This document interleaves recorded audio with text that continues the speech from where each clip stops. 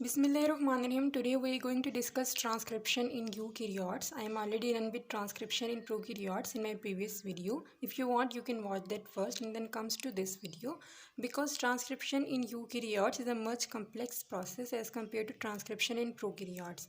So let's start. First of all, we will see the requirements in the transcription of eukaryotes. It means we will see enzymes as well as proteins. तो सबसे पहले enzyme जिसे हम बोलते हैं RNA polymerase, this is the main enzyme of transcription. RNA polymerase prokaryotes के अंदर हमने सिर्फ एक टाइप का देखा था, लेकिन जब हम यूकैरियोट्स की बात करते हैं तो यहाँ पे हमें आरएनए पॉलीमरेज 3 टाइप का नज़र आता है। RNA polymerase 1, 2 and 3। सबसे पहले इनके लिए हम यू याद रखेंगे RMT। इसका मतलब है कि आरएनए पॉलीमरेज 1 राइबोसोमल आरएनए बनाता है, आरएनए पॉलीमरेज 2 मैसेंजर आरएनए बनाता है और आरएनए पॉलीमरेज 3 ट्रांसफ़र आरएनए को सिंथेसाइज कराता है। तो इसमें ये तो एक जनरल सा जो कि हमने एफएससी के अंदर भी देखा था, लेकिन यहाँ पे अब थोड़ी सी डिटेल हम इसके देखने वाले हैं कि राइबोसोमल आरएनए में भी कौन से सब यूनिट, ये 5.8S सब यूनिट, 18S सब यूनिट एंड 28S सब यूनिट। ठीक है, 5.8, 18 और 28S सब यूनिट बनाता है राइबोसोमल आरएनए के। और उसके बाद अगर हम आरएनए पॉलीमरेज 2 की बात करें तो पहला तो ये कि ये मैसेंजर आरएनए बनाता है। इसके अलावा small nuclear RNA, small nucleolar RNA and microsomal RNA भी ये सिंथेसाइज करवाता है। तो ये 4 चीज़ें आरएनए पॉलीमरेज 2 करवाता है। उसके बाद आरएनए पॉलीमरेज 3 मेन तो ये ट्रांसफ़र आरएनए को सिंथेसाइज कराता है। इसके अलावा यही स्मॉल न्यूक्लियर, स्मॉल न्यूक्लियोलर को भी सिंथेसाइज करवाता है। और एक और चीज़ जैसे कि आपने यहाँ पे देखा 5.8, 18 और 28S सब यूनिट इसने सिंथेसाइज करवा दिए। एक सब यूनिट हमारा रह गया और वो है 5S सब यूनिट ऑफ राइबोसोमल आरएनए। तो वो यहाँ पे सिंथेसाइज होगा 5S सब यूनिट ऑफ राइबोसोमल आरएनए। तो ये हमने देख लिए आरएनए पॉलीमरेज के फंक्शन और ये बहुत इंपॉर्टेंट है। ये अक्सर जो है क्वेश्चंस आ जाते हैं कि आरएनए पॉलीमरेज के फंक्शन इन यूकैरियोट्स बताएं। पहली रिक्वायरमेंट एंजाइम थी, उसके बाद दूसरी रिक्वायरमेंट कुछ प्रोटीन्स होंगी। यहाँ पे वो प्रोटीन्स 3 तरह की होंगी। को एक्टिवेटर यानी कि ये प्रोटीन एंजाइम्स है एक किस्म के, कुछ एंजाइम्स है, कुछ ट्रांसक्रिप्शन फैक्टर्स हैं। तो को एक्टिवेटर हैं, स्पेसिफिक ट्रांसक्रिप्शन फैक्टर्स हैं एंड जनरल ट्रांसक्रिप्शन फैक्टर्स हैं। ये डिवीजन मैंने सिर्फ आसानी के लिए की है, आप इसे वैसे भी याद रख सकते हैं। ये डिवीजन मैंने खुद की है आसानी के लिए अपने। अब को एक्टिवेटर्स का मतलब है कि जैसे आपने पढ़ा था एफएससी के अंदर कि डीएनए के 2 तरह के रीजन्स होते हैं, एक यूक्रोमेटिन और एक हेट्रोक्रोमेटिन। यूक्रोमेटिन वो वाला रीजन है जो कि लूज फॉर्म के अंदर होता है और उसकी ट्रांसक्रिप्शन करना आसान होता है, और हेट्रोक्रोमेटिन जो है वो काफ़ी टाइटली पैक्ड होता है हिस्टोन प्रोटीन की वजह से, जिसकी वजह से हम उसको ट्रांसक्राइब नहीं करवा सकते। तो अगर हमने हेट्रोक्रोमेटिन वाले रीजन को ट्रांसक्राइब करवाना है तो पहले हमें उसे यूक्रोमेटिन के अंदर कन्वर्ट कराना पड़ेगा। अब वो किस तरह से होगा, आपको पता है कि जो हिस्टोन प्रोटीन होती है वो पॉजिटिवली चार्ज होती है और डीएनए का जो फॉस्फेट वाला एंड होता है वो नेगेटिवली चार्ज होता है। इस पॉजिटिव और नेगेटिव चार्ज की वजह से वो उसके ऊपर लूप किया होता है, यानी कि हिस्टोन प्रोटीन के ऊपर डीएनए लूप किया होता है। हम इनको अलग किस तरह से कराएंगे, हम जो अमाइनो एसिड टर्मिनल होता है हिस्टोन प्रोटीन का, उसकी एसिटाइलेशन करवा देंगे। जब उस पर एसाइल ग्रुप हम ऐड करवाएंगे तो जो उसका पॉजिटिव चार्ज होगा वो नलीफाई हो जाएगा, वो ख़त्म हो जाएगा। तो जब पॉजिटिव चार्ज ख़त्म हो जाएगा तो फॉस्फेट बॉन्ड, जो phosphate group of the DNA के साथ उसका लिंक भी ख़त्म हो जाएगा, जिसकी वजह से हम उसे यूक्रोमेटिन के अंदर कन्वर्ट करा देते हैं। और इसके लिए जो एंजाइम यूज़ होगा इसे हम बोलेंगे हिस्टोन एसिटाइल ट्रांसफेरेज। ठीक है, HAT एंजाइम यहाँ पे यूज़ होता है। वो क्या कराता है, वो एसिटाइलेशन करा देता है amino terminal of the histone protein की, जिसकी वजह से पॉजिटिव चार्ज नलीफाई हो जाता है और डीएनए के साथ इसका लिंक ख़त्म हो जाता है और वो यूक्रोमेटिन यानी कि इस फॉर्म के अंदर आ जाता है कि हम उसकी ट्रांसक्रिप्शन करवा सकें। तो पहला हमने को एक्टिवेटर देख लिया। उसके बाद आ जाते हैं हमारे specific transcription factor and general transcription factors. जब आपने प्रोमोटर रीजन देखा था, मैं इसे प्रोमोटर रीजन से समझाती हूँ। फॉर एग्ज़ाम्पल ये है हमारा डीएनए। ठीक है, यहाँ पे वो वाला रीजन है, अगर मैं इसे INR यानी कि इनिशिएटर वाला रीजन लूँ, जैसे कि मतलब इससे आगे जो है वो जो जीन है उसने ट्रांसक्राइब होना है, उससे उसने मैसेंजर RNA के अंदर कन्वर्ट होना है। तो ये INR वाला रीजन है, यानी कि यहाँ से +1, इसके नीचे जो रीजन होंगे उसे हम डाउन स्ट्रीम बोलेंगे, और इससे इस तरफ जो होंगे उसे हम बोलेंगे अपस्ट्रीम। अब हम अपस्ट्रीम और डाउन स्ट्रीम कैसे क्यों करते हैं कि ये वाला जो है ना, ये हमारा कोडिंग स्ट्रैंड है, 5' to 3' एंड हमारा ये कोडिंग स्ट्रैंड है, और ये 3' to 5' जो है हमारा टेम्पलेट स्ट्रैंड है। ठीक है, अब ये +1 इनिशिएटर वाला रीजन है, जो चीज़ 5' ऑफ द कोडिंग स्ट्रैंड की तरफ होगी इसे हम बोलेंगे अपस्ट्रीम है, upstream of the promoter region है, और जो 3' end of the coding strand की तरफ होगी उसे हम बोलेंगे कि ये डाउन स्ट्रीम है। तो अभी ये +1 की मैंने यहाँ पे शो किया। उसके बाद यहाँ पे एक आएगा जिसे हम बोलेंगे डाउन स्ट्रीम प्रमोटर एलिमेंट, यानी कि DPE। ये वाला रीजन है हमारा डाउन स्ट्रीम प्रमोटर एलिमेंट। अगर ये +1 पे है तो ये तकरीबन 25, या फिर मतलब इसे हम प्लस में शो करेंगे, जो डाउन स्ट्रीम होगा उसे हम प्लस में शो करेंगे। ये +25 होगा या +30 होगा। उसके बाद अगर हम अपस्ट्रीम की तरफ बात करें तो अपस्ट्रीम पे हमने टाटा बॉक्स देखा था, जिसे हमने प्रोकैरियोट्स के अंदर प्रिब्नो बॉक्स भी कहा था। लेकिन यहाँ पे जो टाटा बॉक्स होगा इसका सीक्वेंस थोड़ा सा डिफरेंट होगा। वहाँ पे TATAAT था, यहाँ पे TATA और आगे AA ही होगा। ठीक है, इसे हम टाटा बॉक्स बोलेंगे या फिर इसे हॉगनस बॉक्स बोलेंगे।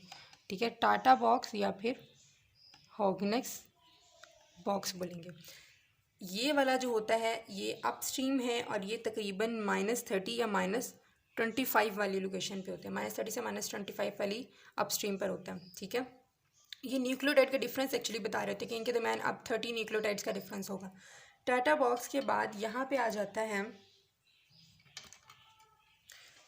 ये यहाँ पे मैं बताऊंगी कि मैं ये चीज़ क्यों बता रही हूँ, क्योंकि यहाँ पे स्पेसिफिक ट्रांसक्रिप्शन फैक्टर्स और जनरल ट्रांसक्रिप्शन फैक्टर्स ने एक्ट करना है और इसको एक्टिवेट कराना है। हमारा इनिशिएशन का फर्स्ट प्रोसेस ही ये होगा कि हमने यहाँ पे ये जो प्रोमोटर्स वाले सीक्वेंस हैं इनको एक्टिवेट कराना है। ठीक है, इस वजह से मैं ये सारी चीज़ें बता रही हूँ। यहाँ पे अब कुछ ट्रांसक्रिप्शन फैक्टर्स आएंगे, जनरल आएंगे, स्पेसिफिक आएंगे, जो कि इन कंसेंसस सीक्वेंसेस को जाके एक्टिवेट करेंगे, जिसकी वजह से ट्रांसक्रिप्शन का प्रोसेस इनिशिएट हो सकेगा। ठीक है, ये कंसेंसस सीक्वेंसेस होते हैं। कंसेंसस सीक्वेंसेस का मतलब ऐसे सीक्वेंसेस जो कि जनरेशन आफ्टर जनरेशन सेम रहते हैं और ये चेंज नहीं होते। ठीक है, टाटा बॉक्स के बाद यहाँ पे BRE यानी कि बी रिकॉग्निशन एलिमेंट यहाँ पे आएगा। बी रिकॉग्निशन एलिमेंट यहाँ पे एक जनरल ट्रांसक्रिप्शन फैक्टर B होगा। ठीक है, ट्रांसक्रिप्शन फैक्टर 2B, उसने इसे रिकॉग्नाइज करना है, इस वजह से इसका नाम BRE यानी कि बी रिकॉग्निशन एलिमेंट रखा हुआ है। ये -30 पर है तो ये -35 पर, यानी कि 5 न्यूक्लियोटाइड का डिफरेंस यहाँ पे आ जाएगा। उसके बाद हमारे पास 2 कंसेंसस सीक्वेंसेस और भी होते हैं, एक है कैट सीक्वेंस, और उसके बाद हमारे पास आ जाता है GC सीक्वेंस। ठीक है, कैट सीक्वेंस इनका थोड़ा डिफरेंस पाया जाता है कि -8 किसी बुक में -80 लिखा हुआ है, किसी बुक में -70 लिखा हुआ है, तो आप देख लें जो भी आपने याद करना हो जिस बुक से। उसके बाद कैट के बाद GC सीक्वेंस जो है वो -95 न्यूक्लियोटाइड अपस्ट्रीम प्रेजेंट होता है। ठीक है, ये हमारा पूरा रीजन है। इसमें से जो ये वाला रीजन है ना, ये वाला सारा रीजन, इसको हम बोलते हैं कि ये कोर प्रमोटर एलिमेंट है। कोर प्रमोटर एलिमेंट पर आके एक्ट करना होता है जनरल ट्रांसक्रिप्शन फैक्टर्स ने। ठीक है, ये जो जनरल ट्रांसक्रिप्शन फैक्टर्स हैं इन्होंने कोर प्रमोटर रीजन पर एक्ट करना होता है, और बाकी जो ये वाला रीजन है ना, इसके बाद देखिए यहाँ पे अभी और भी कुछ इन्हेंसर्स भी प्रेजेंट होते हैं। ठीक है, यहाँ पे लिख देती हूँ 5' 3', यहाँ पे कुछ इन्हेंसर सीक्वेंसेस भी प्रेजेंट होते हैं। ये इन्हेंसर सीक्वेंसेस का क्या मतलब होता है? ठीक है, ये इन्हेंसर्स है। इन्हेंसर सीक्वेंसेस का मतलब है कि ऐसे सीक्वेंसेस जिस पर आके हार्मोन्स एक्ट करता है। देखिए जब हमने उधर पढ़ा था एंडोक्राइन सिस्टम फिजियोलॉजी के अंदर पढ़ा था, तो वहाँ पे जब हम थायराइड हार्मोन के एक्शन की बात कर रहे थे तो हमने वहाँ पे देखा था कि हार्मोन आता है और उसके लिए वहाँ पे एक सीक्वेंस थायराइड रिस्पॉन्स एलिमेंट वहाँ पे प्रेजेंट था, तो उस थायराइड रिस्पॉन्स एलिमेंट पे जाके एक्ट करता है, जिसकी वजह से वो जो डीएनए है वो वाला रीजन जो एक्टिवेट होता है।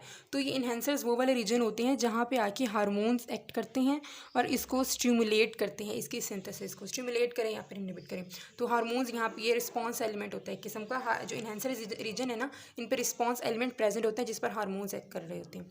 ठीक है, तो अब ये इन्हेंसर सीक्वेंस सारा और ये CAAT यानी कि कैट सीक्वेंस और GC सीक्वेंस, इस सारे को हम बोलते हैं कि ये रेगुलेटरी एलिमेंट है, क्योंकि इन्होंने रेगुलेट करना होता है। ये वाले जो कोर प्रमोटर एलिमेंट है, ये ट्रांसक्रिप्शन प्रॉपर यहाँ पे हो रही होती है और ये जो है उसको रेगुलेट कर रहे होते हैं। इस वजह से इस रीजन को हम बोलते हैं रेगुलेटरी एलिमेंट। और इनमें से भी जो 200 न्यूक्लियोटाइड के रीजन के अंदर है, मतलब कि यहाँ से उसका 200 न्यूक्लियोटाइड का सिर्फ डिस्टेंस है, 200 न्यूक्लियोटाइड के अंदर अंदर ही हैं, इसे हम प्रॉक्सिमल रेगुलेटरी एलिमेंट बोलते हैं। और जो 200 से अवे हैं, जो भी जितने भी सारे, इसे हम बोलते हैं ये डिस्टल रेगुलेटरी एलिमेंट है। ठीक है, यहाँ से आपको समझ आ गया अब किस तरह से है ये इनिशिएटर से यहाँ से जो चीज़ होगी वो अपस्ट्रीम होगी और जो यहाँ पे 3' एंड की तरफ होगी वो डाउन स्ट्रीम होगी।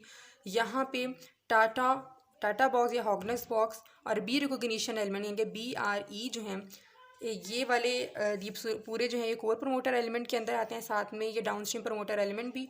और उसके बाद ये उसके अपस्ट्रीम होते हैं, इसे हम बोलते हैं रेगुलेटरी एलिमेंट। रेगुलेटरी एलिमेंट में भी अगर जो 200 न्यूक्लियोटाइड के अंदर अंदर होंगे, इसे हम बोलेंगे प्रॉक्सिमल रेगुलेटरी एलिमेंट, और जो उसके बाद होंगे इसको हम बोलेंगे डिस्टल रेगुलेटरी एलिमेंट। ये आपको कंसेप्ट आ गया। अब हम यहाँ पे बात करते हैं कि स्पेसिफिक ट्रांसक्रिप्शन फैक्टर्स कौन कौन से हैं और जनरल ट्रांसक्रिप्शन फैक्टर्स कौन कौन से हैं। स्पेसिफिक ट्रांसक्रिप्शन फैक्टर में आ जाते हैं हमारे पास CTF, जो कि एक्टिवेट करते हैं इस कैट सीक्वेंस को। ठीक है, यहाँ पे क्या आ जाएगा, ये कैट सीक्वेंस को स्टिमुलेट करते हैं। और SP1, ये दोनों जो हैं ये स्पेसिफिक ट्रांसक्रिप्शन फैक्टर हैं, SP1 और CTF। जो SP1 है ये जाके GC सीक्वेंस जो है इसे एक्टिवेट करते हैं। ठीक है, ये हमारे स्पेसिफिक ट्रांसक्रिप्शन फैक्टर्स हो गए। इसके अलावा इन्हांसर्स के लिए हार्मोन्स वगैरह भी हैं। ठीक है, यहाँ इन्हांसर्स पे भी स्पेसिफिक ट्रांसक्रिप्शन फैक्टर एक्ट कर रहे होते हैं, लेकिन वो स्पेसिफाई नहीं है कि उनके नाम क्या हैं। उसके बाद जनरल ट्रांसक्रिप्शन फैक्टर्स हमारे पास 6 हैं टोटल। ठीक है, और वो किस तरह से हैं मैं यहाँ पे लिख देती हूँ। ट्रांसक्रिप्शन फैक्टर 2 हैं। ठीक है, सारे 6 हैं total. Transcription factor 2D, transcription factor 2A, transcription factor 2B, transcription factor 2H, transcription factor 2E और ट्रांसक्रिप्शन फैक्टर 2H। ठीक है, ये डैप फैम, जैसे भी आप इसका निमोनिक बना सकते हैं, तो आप इसको याद कर लें, डैप फैम। ठीक है, ट्रांसक्रिप्शन फैक्टर यहाँ पे सारे में आपने यूँ ही लिखना है, transcription factor 2, transcription factor 2, transcription factor 2, सारे ऐसे हैं। ठीक है, ट्रांसक्रिप्शन फैक्टर 2 DABFEH, ये ट्रांसक्रिप्शन फैक्टर है। ये जब मैं करवाऊँगी ट्रांसक्रिप्शन तो उसके अंदर बताऊँगी ये किस तरह से ये क्या क्या काम करते हैं, लेकिन सीक्वेंस इनका इस तरह से है। पहले D आएगा, A B, ये यानी कि इसी तरह से जैसे कि इनके नाम यहाँ पे मैंने लिखे हैं ना, ये बिल्कुल इसी सीक्वेंस से ही आते हैं। और ये है जनरल ट्रांसक्रिप्शन फैक्टर। ठीक है, आपको कंसेप्ट आ गया ये किस तरह से होता है। अब हम इनिशिएशन का प्रोसेस स्टार्ट करते हैं प्रॉपर अपना। ठीक है, हमने कितने पार्ट्स के अंदर डिवाइड किया हुआ है, इनिशिएशन, इलोंगेशन एंड टर्मिनेशन। सबसे पहले इनिशिएशन आ जाती है। इनिशिएशन के अंदर सबसे पहला स्टेप होता है formation of pre initiation complex. अब formation of pre initiation complex के अंदर क्या क्या चीज़ें आ जाती हैं, इसके अंदर आ जाता है हमारा RNA पॉलीमरेज 2, क्योंकि जो मैं यहाँ पे बताऊँगी ना ट्रांसक्रिप्शन में, मैं बताऊँगी मैसेंजर RNA की, कि हम मैसेंजर RNA किस तरह से ट्रांसक्राइब करते हैं। ठीक है, बाकी RNAs की मैं अभी बात नहीं कर रही, सिर्फ मैसेंजर RNA की बात कर रही हूँ। तो इसके अंदर RNA पॉलीमरेज, देखिए मैसेंजर के लिए हमने क्या कहा था, RNA पॉलीमरेज 2 हम यूज़ करते हैं ना, तो इस वजह से यहाँ पे मैं RNA पॉलीमरेज 2 हमारे पास होना चाहिए, प्लस जो 6 जनरल ट्रांसक्रिप्शन फैक्टर्स हैं, ये जब मिल जाते हैं ना तो तब इन्हें बोलते हैं कि ये प्री इनिशिएशन कम्प्लेक्स बन गया। तो मैं यहाँ पर लिख भी देती हूँ ताकि आपको याद रहे हमने क्या क्या चीज़ें मिलानी हैं। RNA पॉलीमरेज 2 प्लस हमने करना है 6 ट्रांसक्रिप्शन फैक्टर्स या जनरल ट्रांसक्रिप्शन फैक्टर्स आप इसे बोल लें। ठीक है, अब हम इसको करना शुरू करते हैं। सीक्वेंस आपको याद है DABFEH। ठीक है, जैसे कि मैंने आपको पहले बताया था। अब सिंपल जो है थोड़ा देर लगेगी क्योंकि मैं कलर्स उठाती हूँ तो उसमें ज़रा टाइम लग जाता है, लेकिन फिर कलर से आप लोगों को याद भी रह जाएगा कि किस नाम का, अगर मैं बताना भूल भी गई तो आपको याद रह जाएगा कि कौन सी चीज़ का नाम किस कलर से शो किया है। अच्छा, ये हमारे पास DNA है, ये 5' to 3' है, ठीक है, ये हमारा कोडिंग स्ट्रैंड है, और ये 3' to 5' हमारा टेम्पलेट स्ट्रैंड होता है। सबसे पहले हमें पता है कि जो ट्रांसक्रिप्शन फैक्टर 2D ने आना है, ठीक है, हम उसी को लेकर आते हैं सबसे पहले, ट्रांसक्रिप्शन फैक्टर 2D। अब ये हमारे पास आ गया transcription factor 2D। Transcription factor 2D के अंदर एक स्पेसिफिक रीजन होता है जिसे हम बोलते हैं टाटा बाइंडिंग प्रोटीन, ठीक है, TBP, टाटा बाइंडिंग प्रोटीन। इसे हम TBP क्यों कहते हैं, क्योंकि ये जो यहाँ पे टाटा बॉक्स है ना, हॉगनस बॉक्स है, टाटा बॉक्स, उसको जाके ये रिकॉग्नाइज करती है और उस पर जाके बाइंड होती है, इस वजह से इसे हम कहते हैं टाटा बाइंडिंग प्रोटीन। तो यहाँ पे इसका मतलब है कि मुझे वो टाटा बॉक्स बना देना चाहिए, तो यहाँ पे मैं बनाने लगी हूँ टाटा बॉक्स, जिसे मैंने ग्रीन कलर से शो किया था। तो ये वाला रीजन मेरा हो गया टाटा बॉक्स वाला, ठीक है, ये टाटा बॉक्स वाला रीजन है। अब यहाँ पे क्या करेगा, ये वाला आके अटैच हो जाएगा, ट्रांसक्रिप्शन फैक्टर 2D यहाँ पे अटैच हो गया, और साथ में इसके टाटा बाइंडिंग प्रोटीन ने इसको रिकॉग्नाइज किया और यहाँ पे जाके अटैच हो गई। और इसको यहाँ पे रिकॉग्नाइज होने में मदद कौन सी चीज़ करती है, ट्रांसक्रिप्शन फैक्टर 2A, ठीक है, जिसे मैं शो करने लगी हूँ, ये ब्राउन सा कलर है, उससे शो करने लगी हूँ, वो सिर्फ एड करता है इसको, ठीक है। जब ये ट्रांसक्रिप्शन फैक्टर 2D आ जाता है तो ट्रांसक्रिप्शन फैक्टर 2A जो है इसको हेल्प करता है कि इसके साथ बाइंड हो सके, ठीक है। पहला काम हमारा DA हो गए, उसके बाद हमने B यूज़ करना है। तो B के लिए मैंने आपको यहाँ पे BRE बताया था, बी रिकॉग्निशन एलिमेंट, यानी कि उसने जाके अटैच होना है इस BRE के साथ। तो सेकंड मैं अपना फैक्टर बनाने लगी हूँ, जो कि मैं ब्राउन कलर से बनाऊँगी, ट्रांसक्रिप्शन फैक्टर 2B, ठीक है, वो यहाँ पे आएगा ट्रांसक्रिप्शन फैक्टर 2B, और उसने जाके किस जगह पे, यहाँ पे अगर मैं बनाऊँ BRE वाला रीजन जिसको मैंने पर्पल कलर से बनाया था, तो वही मैं यहाँ पे बना रही हूँ, ये वाला रीजन जो कि -35 पर था, ठीक है। तो ये यहाँ पे क्या करेगा, इस वाले रीजन पर यूँ आके बाइंड हो जाएगा, ट्रांसक्रिप्शन फैक्टर 2B, ठीक है। ये हमारे दो फैक्टर्स यहाँ पे अटैच हो गए, ये ट्रांसक्रिप्शन फैक्टर 2D और B। DAB के बाद F ने आना है, तो F क्या करता है, F अकेले नहीं आता, बल्कि वो जो RNA पॉलीमरेज है उसको हेल्प करता है कि वो यहाँ पे आके इसके साथ अटैच हो सके। ये हमारे पास है RNA पॉलीमरेज 2, ठीक है, RNA पॉलीमरेज 2। RNA पॉलीमरेज खुद ब खुद इस जगह को डिटेक्ट नहीं कर सकता, प्रमोटर रीजन को डिटेक्ट नहीं कर सकता, तो इसको डिटेक्ट करने में हेल्प आउट कौन सी चीज़ करती है, ट्रांसक्रिप्शन फैक्टर 2F। ये हमारे पास है ट्रांसक्रिप्शन फैक्टर 2F, ये इसको हेल्प करता है, इसको गाइड करता है और यहाँ पे ले जाता है। लेकिन आप ये चीज़ याद रखें कि जैसे जैसे ट्रांसक्रिप्शन फैक्टर ऐड हो रहे हैं, जैसे कि D ऐड हुआ, उसने रिक्रूट किया B को, फिर जब B ऐड हुआ उसने रिक्रूट किया F को, यानी कि जो पहले आने वाला ट्रांसक्रिप्शन फैक्टर है वो इस तरह से चेंजेस लाता है DNA के अंदर कि नेक्स्ट वाला ट्रांसक्रिप्शन फैक्टर उस पर जाके अटैच हो सके। और ये भी बात आपने याद रखनी है कि जो यहाँ पे ट्रांसक्रिप्शन फैक्टर 2D अटैच हुआ है, ये DNA के अंदर थोड़ा सा बेंट ले आएगा, ठीक है, ये DNA के अंदर थोड़ा सा बेंट ले आएगा यहाँ पे, क्योंकि मैंने बाकियों को भी शो करना था इसलिए मैंने ये बताया नहीं। तो यहाँ पे अब जो न्यू आएगा ना, वो यानी कि ये इसके अटैच होने की वजह से यहाँ पे बेंट आ जाएगा ये DNA के अंदर। अब ये बेंट भी जो यहाँ पे प्रोड्यूस होता है, ये बेंट भी एड करता है कि दूसरे ट्रांसक्रिप्शन फैक्टर इसके साथ अटैच हो सके ये DNA के अंदर। ये DNA की न्यू फॉर्म है, पहले DNA सीधा था, लेकिन जैसे ही ट्रांसक्रिप्शन फैक्टर 2D इसके साथ अटैच हुआ, इसने DNA के अंदर बेंट क्रिएट कर दिया, जिसकी वजह से दूसरे ट्रांसक्रिप्शन फैक्टर आराम से यहाँ पे अटैच हो सकते हैं। लेकिन अभी मैं स्ट्रेट फॉर्म के अंदर दिखा रही हूँ ताकि इसको बनाना आसान रहे, लेकिन आपने याद रखना कि इसने यहाँ पे बेंट क्रिएट कर दिया है। F भी आ गया, अब हम इसको भी यहाँ पे बना देते हैं, ठीक है। ये F जो है ना तकरीबन यहाँ पे आके ये वाला यहाँ पे आके अटैच हो जाता है, और साथ में F भी इसके प्रेजेंट है, ट्रांसक्रिप्शन फैक्टर 2F। उसके बाद हमारा E नहीं आना है, ट्रांसक्रिप्शन फैक्टर E जो है, अब देखें जैसे ही ये ट्रांसक्रिप्शन फैक्टर F आएगा वो एड करेगा कि ट्रांसक्रिप्शन फैक्टर H भी यहाँ पे अटैच हो जाए। जब H आके अटैच होगा वो एड करेगा कि ट्रांसक्रिप्शन फैक्टर लास्ट वाला कौन सा था, ट्रांसक्रिप्शन फैक्टर एच, ये ई आया ना यहाँ पे, ये इससे मैंने ट्रांसक्रिप्शन फैक्टर 2E आया हुआ है यहाँ पे, ठीक है। अब ट्रांसक्रिप्शन फैक्टर 2E आया तो सबसे इम्पॉर्टेंट जो यहाँ पे है ट्रांसक्रिप्शन फैक्टर एच। जब ट्रांसक्रिप्शन फैक्टर 2H अटैच हो जाता है तो उसके बाद असल काम शुरू होता है, क्योंकि ट्रांसक्रिप्शन फैक्टर एच के पास 3 एक्टिविटीज़ होती हैं। हेलिकेज एक्टिविटी जो कि मेल्टिंग करवाती है इस रीजन पर, अगर मेल्टिंग नहीं होगी तो ट्रांसक्रिप्शन किस तरह से होगी। तो पहला काम इसका मेल्टिंग होता है, दूसरा काम इसका यहाँ पर होता है फॉस्फोराइलेशन करवाना, और तीसरा काम इसका होता है कि ये जो न्यूक्लियोटाइड एक्सचेंज रिपेयर वाला मैकेनिज़्म हमने देखा था, तो ये उसके अंदर भी इन्वॉल्व होता है। अगर ख़राब न्यूक्लियोटाइड की एक्सचेंज नहीं होगी तो उसकी वजह से काफ़ी सारी म्यूटेशन डेवलप हो जाएंगी, जिसकी वजह से डिजीज़ आएगी।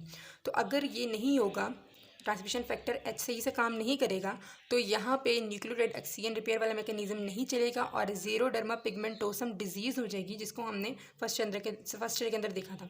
अब ये देखिए, आरएनए पॉलीमरेज 2 के साथ में एक हेप्टापेप्टाइड चेन भी होते हैं, जिसे हम बोलते हैं CTD, यानी कि कार्बोक्सी टर्मिनल डोमेन।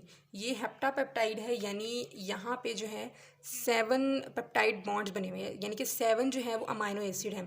अब ये अमाइनो एसिड के नंबर्स भी आपने याद रखने हैं कि ये किस तरह से, मैं आपको बताती हूँ। 7 है यहाँ पे,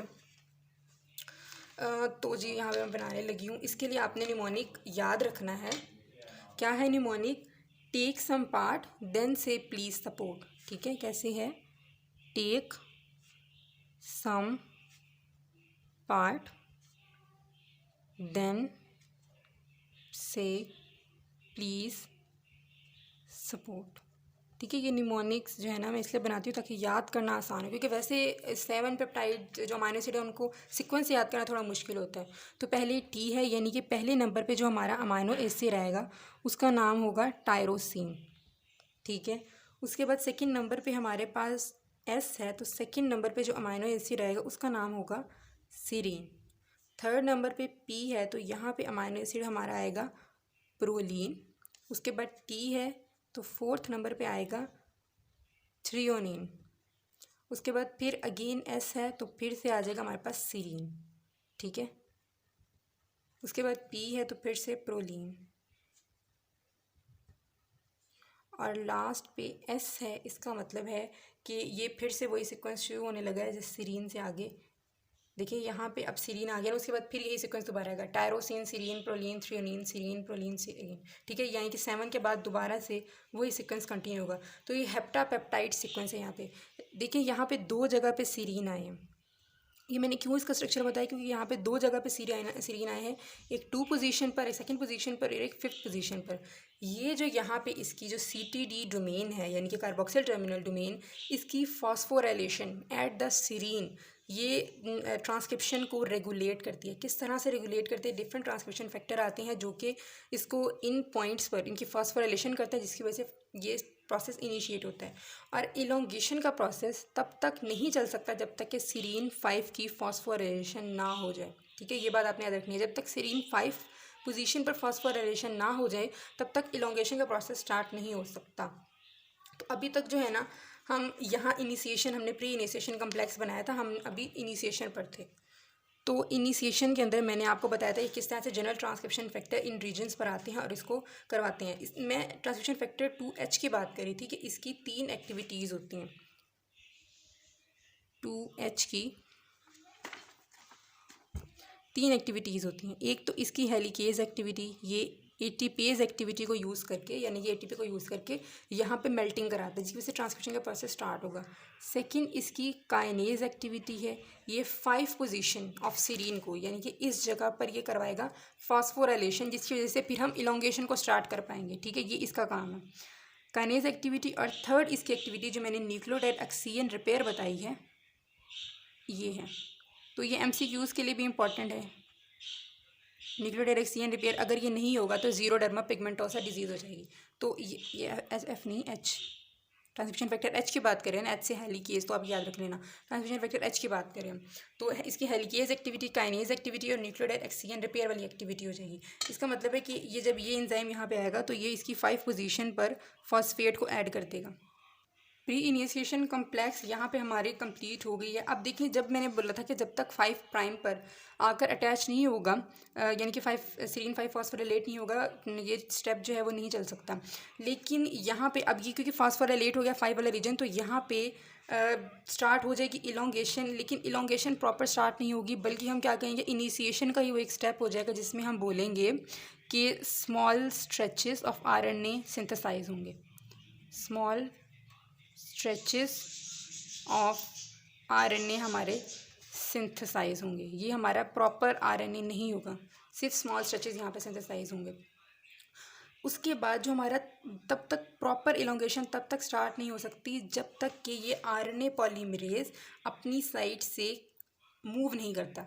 ठीक है, यहाँ पे अपने प्रमोटर रीजन से जब तक आगे नहीं आता, फिजिकली आगे मूव नहीं करता, तब तक ये प्रोसेस स्टार्ट नहीं हो सकता, जिसको हम स्टेप को हम बोलते हैं प्रोमोटर क्लियर। ठीक है, जब तक ये छोड़ता नहीं है, प्रमोटर वाले रीजन को क्लियर नहीं करता आरएनए पॉलीमरेज, तब तक आगे नहीं हो सकता। प्रमोटर क्लियर का मतलब है कि आरएनए पॉलीमरेज वहाँ से फिजिकली आगे मूव करेगा। जब वो आगे मूव करेगा तो ये बाकी सारे ट्रांसक्रिप्शन फैक्टर्स को यहाँ से जैसे करते हैं ना, यहाँ से चला गया तो वो सारी चीज़ें गिर जाएंगी, क्योंकि इसने से सपोर्ट किया हुआ था। जब वो आगे मूव करेगा, सारी चीज़ें यानी कि सारे ट्रांसक्रिप्शन फैक्टर्स रिमूव हो जाएंगे, एक्सेप्ट, ठीक है, all transcription factors remove except transcription factor 2F। ठीक है, ट्रांसक्रिप्शन फैक्टर 2F, क्योंकि ये टाइटली बाउंड है आरएनए पॉलीमरेज के साथ, ये इसके साथ ही आगे जाएगा। ठीक है, ये चीज़ आपने याद रखनी है। प्रमोटर क्लियर जब हो गया यहाँ पे, उसके बाद हम प्रॉपर इलोंगेशन का प्रोसेस स्टार्ट कर सकते हैं। तो यहाँ पे हमारी इनिशिएशन कंप्लीट होगी, जिसमें प्री इनिशिएशन कम्प्लेक्स बनाना था पहले, फिर small stretches of messenger RNA बनेंगे, उसके बाद प्रमोटर क्लियर। तो नेक्स्ट जो है वीडियो के अंदर मैं इलोंगेशन स्टार्ट करूँगी।